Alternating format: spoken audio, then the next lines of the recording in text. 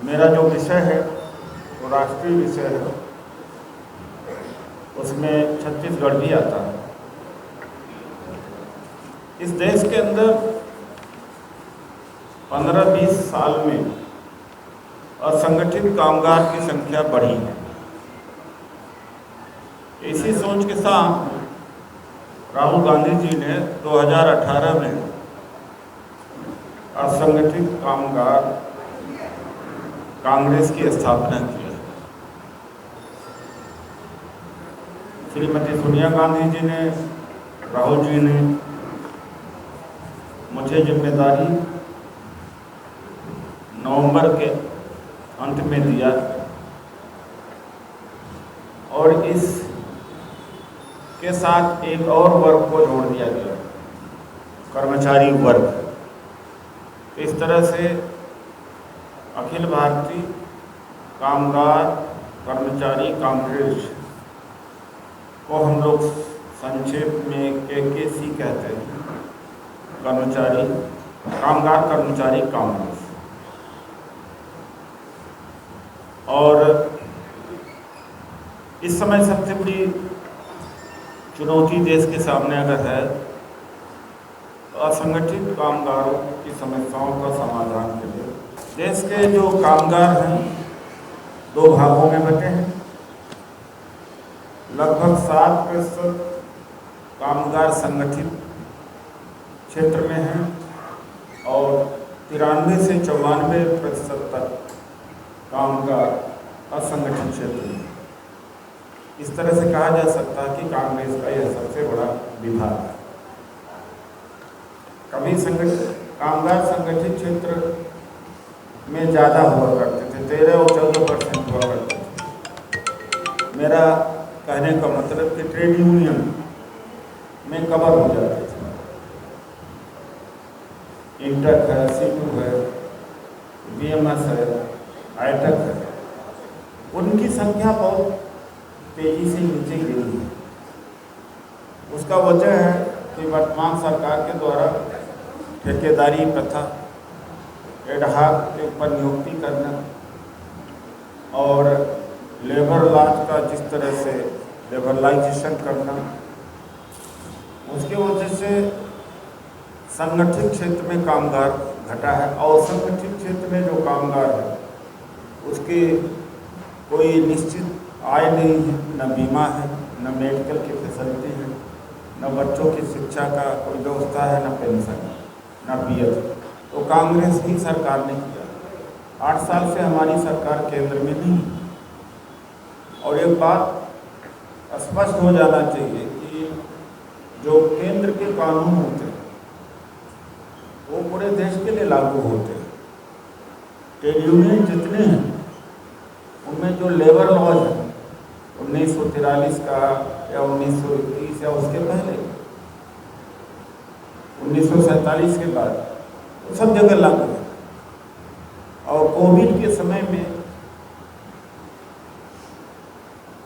श्रम कानून की हत्या हुई करने की कोशिश की गई। 42 जो श्रम कानून थे, जो संगठित कामगार थे उनके लिए, उनको खत्म करते हुए 4 कानून बनाए गए। हालांकि वो लागू नहीं हो पाए किसान आंदोलन की वजह से भी, लेकिन श्रमिकों का जो अधिकार 100 साल से 8 घंटे का चल रहा था वो भी खात्मे की ओर है। खैर वो दूसरा मुद्दा है, लेकिन हमारा जो मुद्दा असंगठित कामगार। 1996 में सबसे पहले कांग्रेस की सरकार ने असंगठित कामगारों के लिए building and construction welfare board बनाया। उसके बाद में मनरेगा, राइट टू फूड, ई-श्रम कार्ड बनाने की योजना, ये सोशल सिक्योरिटी एक्ट 2008 का, जो बड़े बड़े लैंडमार्क 4-5 कानून पार्लियामेंट से बने हैं, वो कांग्रेस की सरकार ने ही असंगठित कामगारों के लिए कुछ किया है। सेवा क्षेत्र में बहुत तेजी से बढ़े। अमेज़न के कार्यकर्ता और एम्प्लाई कहीं मिल जाएगा, साइकिल से घूमते हुए, स्कूटर से घूमते हुए 25-50 लाख मिल जाए। ये संख्या बढ़ती जा रही है असंगठित कामगार। ये चाहे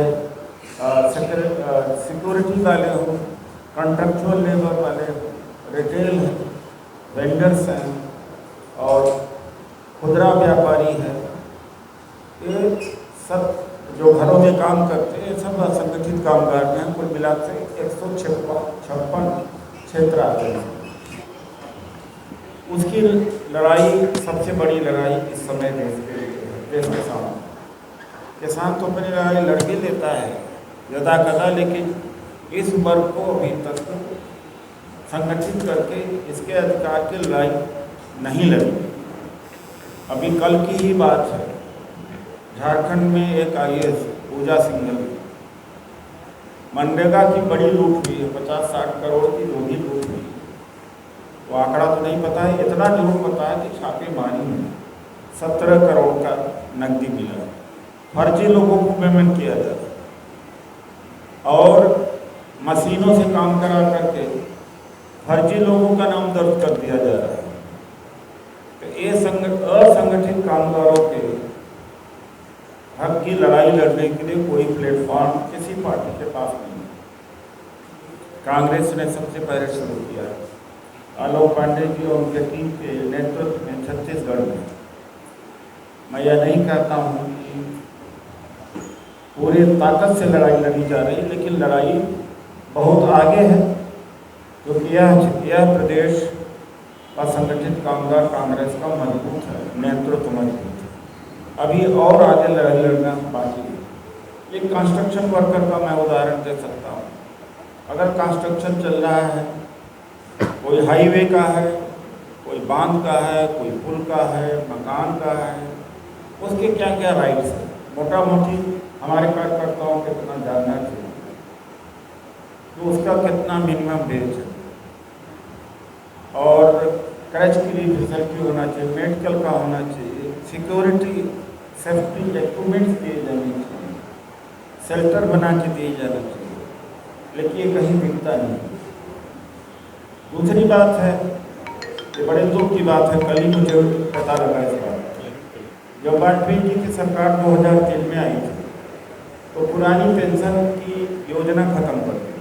नई पेंशन 2004 से लागू है, नेशनल पेंशन सिस्टम। वो नेशनल क्या है मैं तो नहीं समझ सकता, तो नेशनल है, लेकिन उन्होंने नाम दिया नेशनल। और उसमें जो कर्मचारी का अंशदान और सरकार का अंशदान को मिलाकर के फंड बनाया गया और उस फंड से जो कमाई हो म्यूचुअल फंड शेयर में, उसी से पेंशन दिया जाएगा। लास्ट वेतन कर्मचारी का उसका आधा और DA को जोड़ करके पेंशन दिया जाता था। यानी जब तक इंसान धरती पर है, कर्मचारी धरती पर है, किसी के ऊपर आश्रित नहीं। लेकिन न्यू पेंशन सिस्टम के अंदर जुआ से पैसा, एक तरह से शेयर जुआ ही है, म्यूचुअल फंड में भी कितना आजकल हेरा फेरी। भूपेश बघेल जी की सरकार को मैं धन्यवाद देता हूँ पूरे देश के कर्मचारियों की ओर से। इस देश में वर्तमान में 78,18,000 कर्मचारी नई पेंशन योजना के तहत कार्यरत।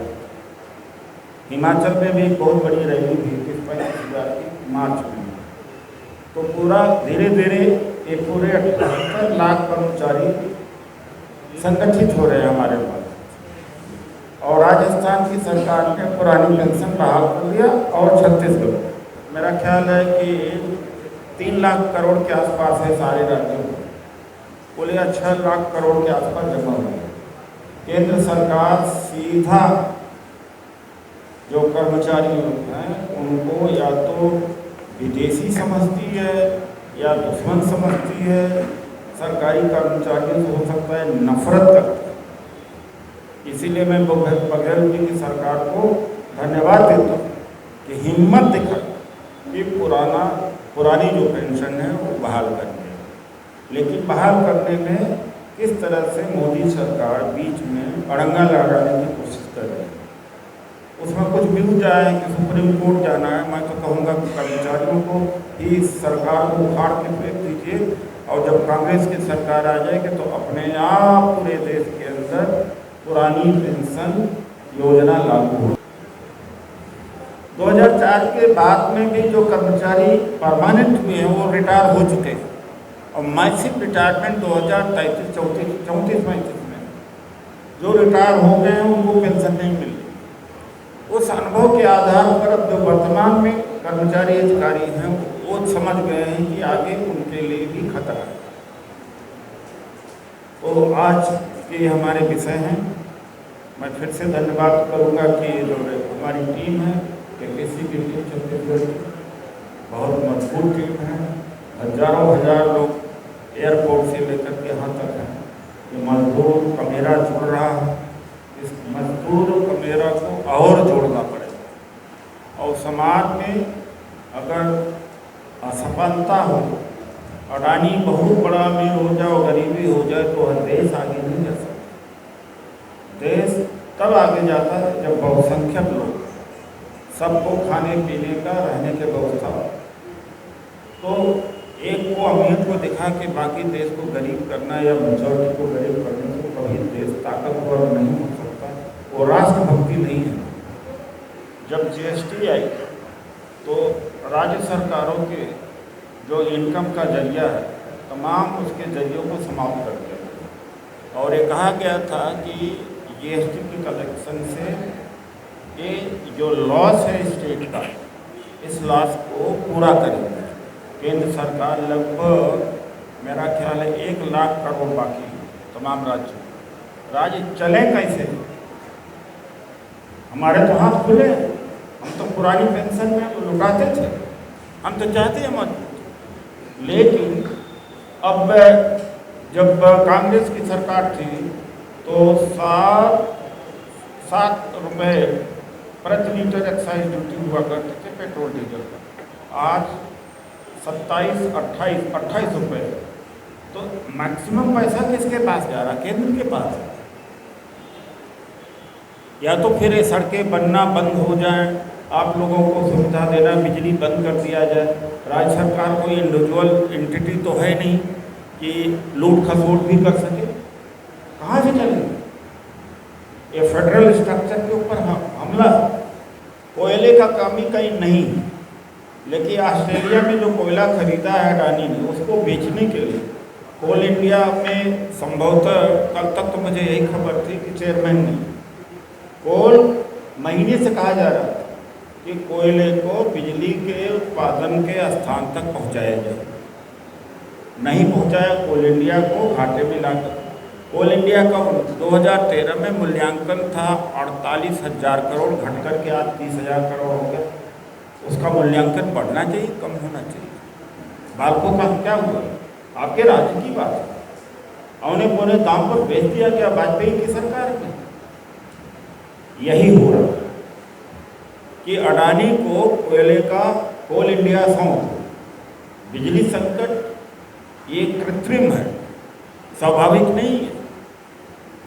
क्योंकि वोट जाति और धर्म के नाम पर मिलता है।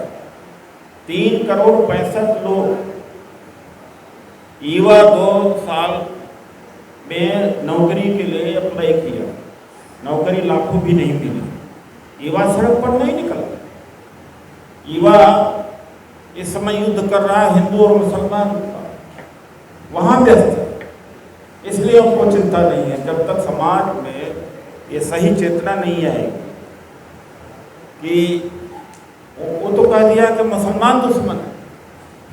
नौकरी लेने वाले मुसलमान थे, नौकरी तो 90% 95% हिंदुओं को ही मिलनी, नौकरी भूल गया युवा। सिर्फ नहीं बढ़ती थी, फीस बढ़ जाती थी, वो सब महंगा हो जाता था।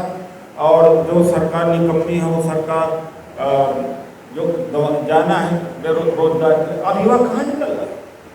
युवा इसके लिए निकल रहा, तलवार लेकर के, झंडा लेकर के वो सड़क पर निकल रहा है उसके लिए। तो जो युवा और जो समाज चाह रहा है वही मोदी जी दे रहे हैं। हमारा प्रयास है कि भाई नौकरी लो, हमारा प्रयास है विकास, हमारा प्रयास है कि सबको कम से कम बेसिक सुविधाएं मिले। नहीं, वो बात नहीं क्या कि देश भगा पटा हुआ। कहने का मतलब कि पुरानी पेंशन योजना तो हमने लागू कर दी, जहाँ हमारी सरकार है, जहाँ उनकी सरकार है नहीं लागू किया, इस मामले में दोहरा है। दूसरी बात है फेडरल, जो फेडरल स्ट्रक्चर होता है, संघीय ढांचा होता है, उनके राज्यों को वो अपना मनरेगा का भी पैसा दे दिया है। मनरेगा का शॉर्टेज है, हर स्टेट में शॉर्टेज है। पिछले वर्ष का आप पूरा पैसा नहीं दिया, नहीं तो बदलाव जनता ही चाहेगी कि केवल हमारे कार्यकर्ता कांग्रेस यहाँ तो तलवार लेकर, छुरी लेकर के और भाला लेकर के सड़कों पर लाखों लाख बिना बुलाए आ रहे हैं। तो लोगों को जो अपनी बुनियादी सुविधाएं हैं, अपने संविधान की रक्षा है, उस पर ध्यान कम है। मैंने इसके ऊपर जवाब दे दिया कि एक समय था युवा सड़कों पर आ जाता था, 2011 भारत तक की बात है। अब कहीं आ रहा, आप एक झूठा, अब क्या हुआ अयोध्या में रात में सुअर का मांस काट करके कुरान के पन्ने फेंक दिए। जब ARSS बीजेपी वाले, अगर मान लीजिए CCTV कैमरा न होता और मेजॉरिटी संख्या मुसलमान की हो जाती तो लाखों लाख दोनों तरफ खड़े हो जाते, नौकरी के लिए थोड़ी खड़े हो जाते।